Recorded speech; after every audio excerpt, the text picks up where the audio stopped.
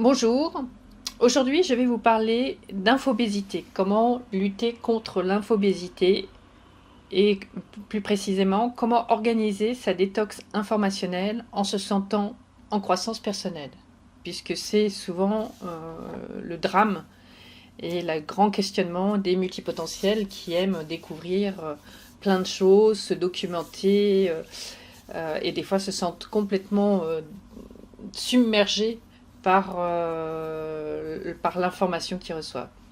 Je suis Brigitte Rougeol, fondatrice d'Horizoom.com, qui est donc la planète réussite des multipotentiels, des surdoués, des scanners, des slashers et autres zèbres. Et donc j'accompagne les multipotentiels, donc ces personnes qui ont de multiples centres d'intérêt, de multiples passions et qui ont parfois l'impression de se disperser.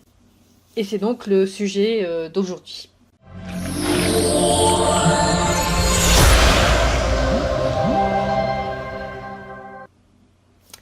J'ai retrouvé dans mes archives les traces en fait d'une séance de coaching avec une personne qui était venue avec cette thématique justement de l'infobésité, d'avoir la sensation d'être submergée de centres d'intérêt et de documentation.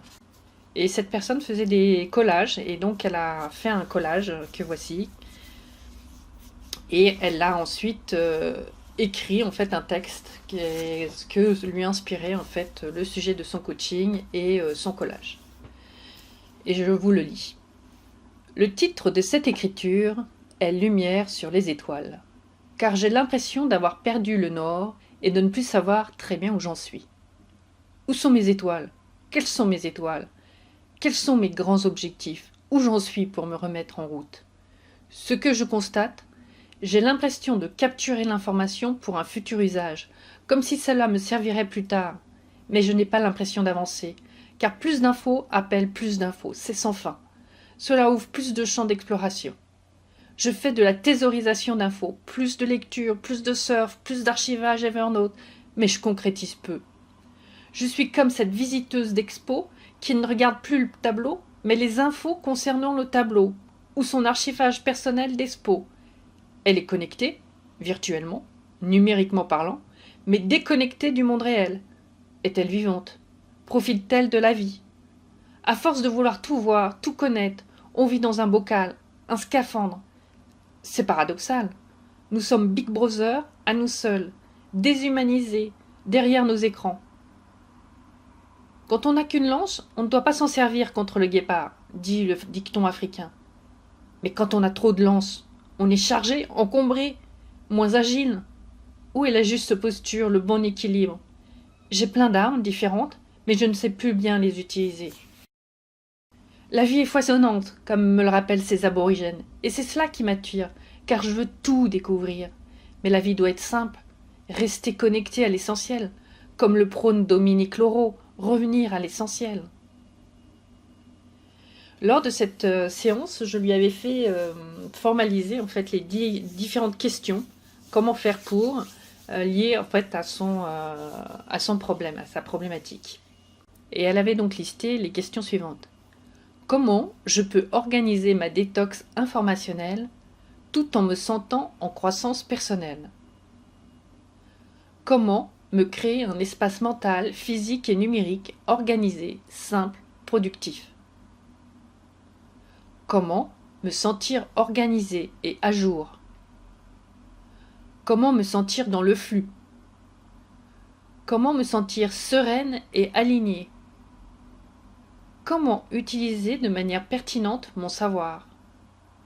Comment créer du ROI, retour sur investissement, de tous mes savoirs? Comment être un scanner qui réussit? Comment être successful? Comment ne plus me sentir overwhelmed? Ça veut dire submergé, encombré. Comment trouver un juste compromis entre aujourd'hui, demain et le futur? Comment bien gérer les espaces temporels? Comment mieux profiter de la vie? Comment être heureuse? Et donc, dans ces cas-là, nous faisons un brainstorming et donc elle avait choisi la question suivante. Comment je peux organiser ma détox informationnelle en me sentant en croissance personnelle?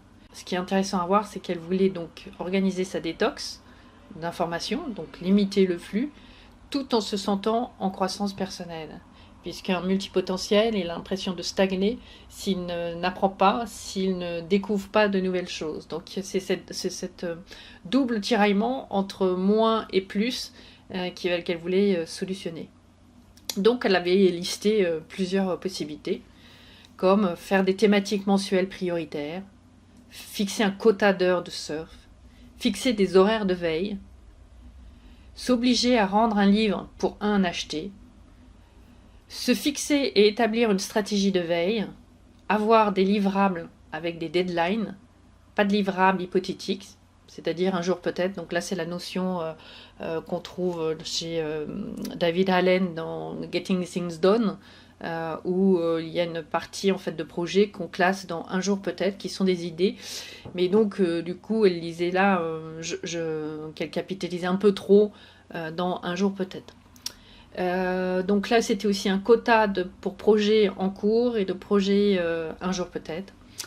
Veille en développement personnel, formalisé par un article de blog par semaine, arrêter d'archiver du contenu pour plus tard, se forcer à rédiger une fiche ouvrage, se forcer à formaliser la substantifique moelle de ce qu'il faut retenir, garder en mémoire, ralentir l'entrée d'input, se forcer à des outputs, faire sortir des livrables de la caisse noire de son cerveau, le week-end, interdiction de connexion, formaliser tous les aspects administratifs en semaine, week-end, formalisation, action manuelle, bricolage, week-end dévolu à formaliser des livrables, semaine, incubation, digestion, week-end, élimination.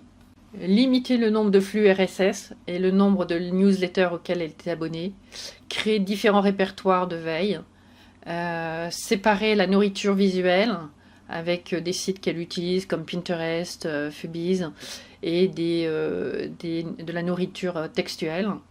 Donc séparer aussi ses flux RSS de pro perso et s'affecter des quotas d'heures, mettre un compte minute, comptabiliser ce qu'elle produit, ce qu'elle fait, donner plus de lisibilité à ce qu'elle fait au lieu de ce qu'elle ne fait pas. Donc ça c'était intéressant parce qu'effectivement c'était une des pistes sur lesquelles après elle a travaillé, c'est que elle se désespérait de ne pas produire, mais en fait elle avait plein d'autres actifs et d'autres réalisations qu'elle ne valorisait pas suffisamment et elle s'en était rendue compte et donc elle a travaillé là-dessus. Donc j'espère que ces petites listes vous ont montré en fait le processus, hein, donc parler de votre problématique, ensuite faire des questions comment faire pour, qui ouvrent le champ des possibles, donc ça ouvre un brainstorming, faire ensuite un brainstorming sur ce que vous évoque chaque question. Donc là, je vous en ai montré une, mais elle les a faites sur toutes les autres, dont certaines étaient beaucoup plus larges, hein, comment mieux profiter de la vie, comment être heureuse, comment trouver un juste compromis entre aujourd'hui, demain et le futur.